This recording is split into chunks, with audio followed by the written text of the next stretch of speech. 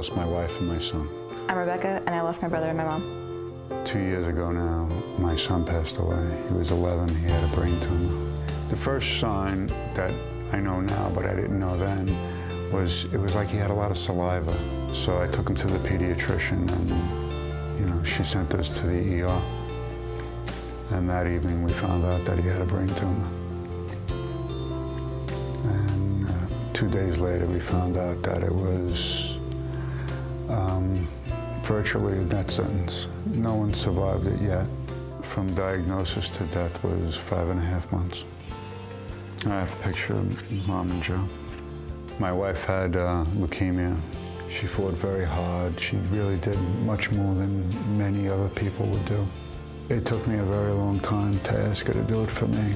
You got to get better for, your daughter and your father, and you got to keep fighting. You got to keep plugging. And then ultimately, I told her I needed her to get better for me. But she succumbed to one of the side effects during the treatment. It looked like we just needed to get around the bend, and we just never got there.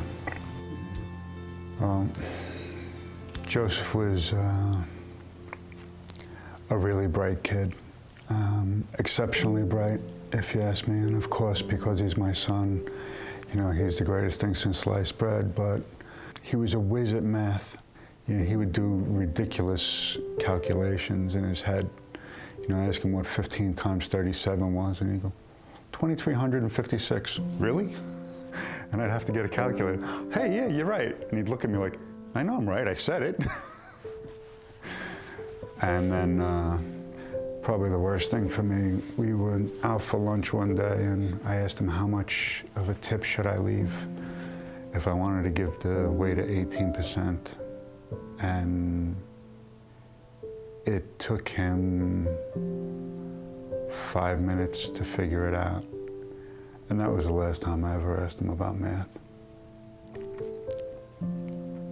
But he knew. The sad part is I wasn't brave enough to tell him about it. So for that, I guess that puts the punctuation on why a place like this is kind of good.